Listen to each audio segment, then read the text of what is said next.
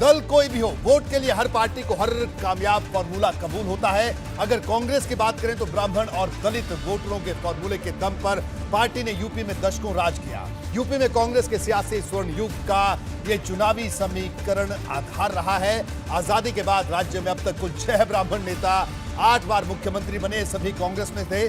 इनमें गोविंद वल्लभ पंत से लेकर सुचेता कृपलानी, कमलापति त्रिपाठी से लेकर हेमवती नंदन बहुगुणा तक, इनके बाद श्रीपति मिश्रा से लेकर नारायण दत्त तिवारी तक के नाम शामिल है। नारायण दत्त तिवारी 3 बार राज्य के सीएम रहे। आज भी जब कांग्रेस अपने पुराने दिन लौटने की बात करती है तो ब्राह्मणों को खास तवज्जो देने की बात करती है, लेकिन मायावती ने अब जब ब्राह्मण वोटरों को लुभाने का बड़ा दांव चला है तो ये बात कांग्रेस को जमकर चुभी है।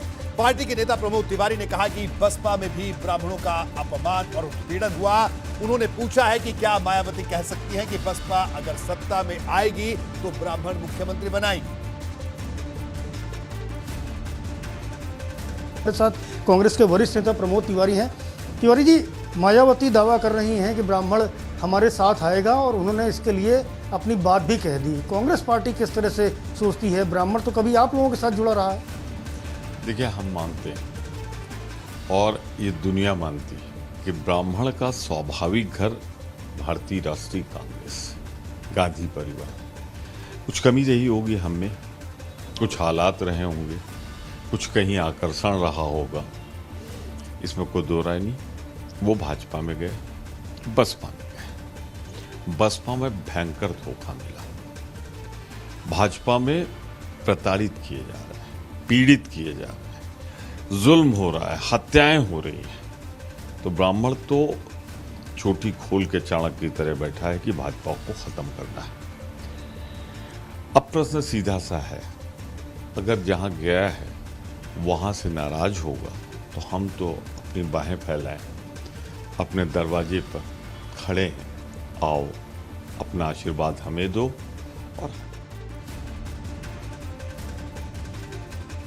और बिल्कुल इस वक्त हमारे साथ कांग्रेस के नेता दीपक सिंह हमारे साथ जुड़े हुए हैं। दीपक जी, आपका स्वागत है बीपी गंगा में। इससे पहले कि हम दीपक सिंह से बात करें, कुछ आंकड़ों पर जल्दी से एक नजर डाल देते हैं। करीब 3 दशक से कांग्रेस यूपी में हाशिए पर है। इसकी वजह ब्राह्मण वोट बैंक का छिटकना भी माना जा रहा है। देखिए, ब्राह्मण ही कांग्रेस के खेवनहार हुआ करते थे किसी वक्त उत्तर प्रदेश में। ब्राह्मणों को कांग्रेस का मुख्य वोट बैंक माना जाता था। यूपी में अब तक 8 ब्राह्मण सीएम सभी कांग्रेस से रहे। राम मंदिर आंदोलन तक ज्यादातर ब्राह्मण कांग्रेस के साथ थे। एनडी तिवारी के बाद कांग्रेस का कोई सीएम नहीं बना। तो ये कांग्रेस की स्थिति उत्तर प्रदेश में रही। कांग्रेस ने पिछले विधानसभा चुनाव में भी ब्राह्मण कार्ड खेला था, लेकिन वो फेल होगी। इस कार्ड को लेकर 2017 में कांग्रेस का ब्राह्मण कार्ड की अगर बात करें तो शीला दीक्षित को सीएम कैंडिडेट तक घोषित कर दिया था। राजेश पति त्रिपाठी को चुनाव समिति की कमान सौंपी थी। जिला स्तर पर ब्राह्मण नेताओं को जोड़ने की बात भी कांग्रेस ने उस वक्त कही थी। एक वक्त में कांग्रेस को यूपी में ब्राह्मणों की पार्टी कहा जाता था, लेकिन एक एक कर कई बड़े नेता पार्टी से अलग हो गए। अब ना तो पार्टी के पास पुराने ब्राह्मण नेता हैं और ना ही पुरानी ताकत देखने को मिलती है।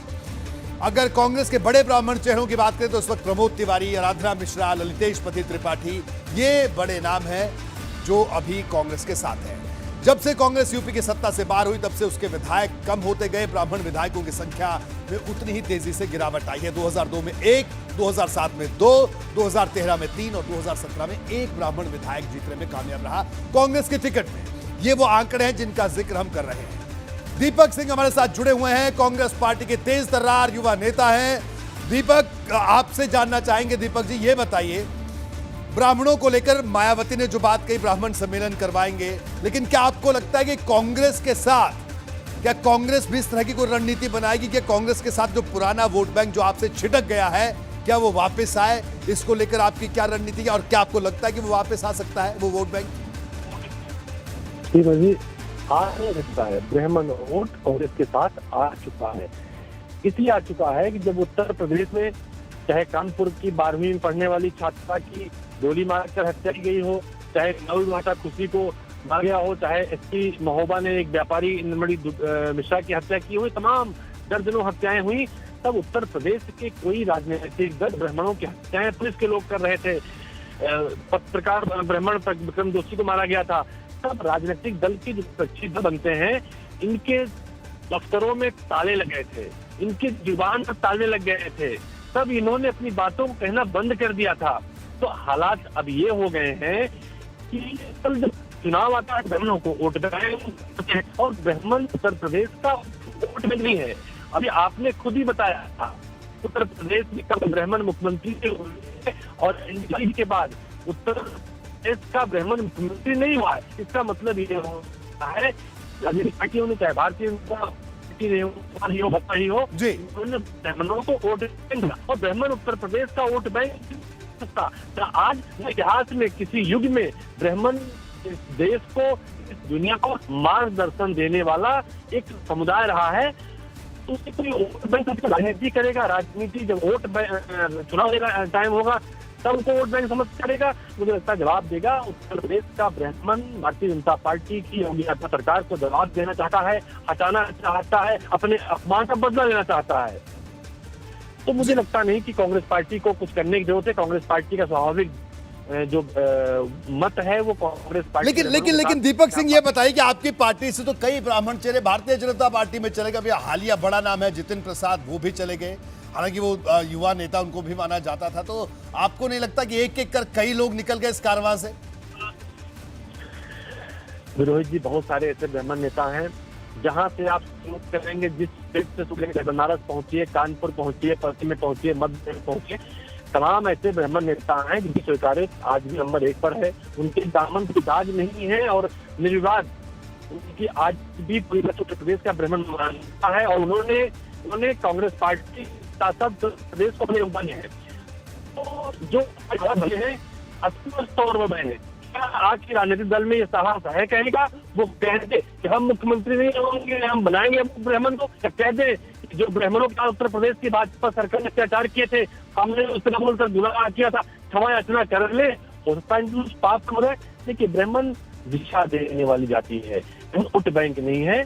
और जिस तरह से आज तक के आजाद भारत में, खासतौर से उत्तर प्रदेश में इस सरकार ने दोनों पर अत्याचार किए हैं, अभी उत्तर प्रदेश में अत्याचार नहीं हुआ है। और ब्राह्मण कांग्रेस पार्टी के साथ खड़ा होकर उत्तर प्रदेश को फिर से ढर्रे पर लाना चाहता है। जिस तरह से राजस्थान उत्तर प्रदेश में व्यापार के, रोजगार के सारे अवसर समाप्त हो गए हैं, ब्राह्मण चाहता है कांग्रेस पार्टी के नेतृत्व में फिर से उत्तर प्रदेश बेहाल है, बदहाल है, जी बिल्कुल जी, तो वो फिर से अपने ट्रैक पे आए। और ये काम ब्राह्मण ही कर सकता है। कांग्रेस पार्टी ने ही ब्राह्मण मुख्यमंत्री दिए हैं। अंतिम मुख्यमंत्री जो उत्तर प्रदेश का रहा वो ब्राह्मण रहा है और जो मुख्यमंत्री बनेगा वो भी ब्राह्मण कांग्रेस पार्टी से ही बनेगा, अन्य पार्टियों से कोई उम्मीद नहीं है।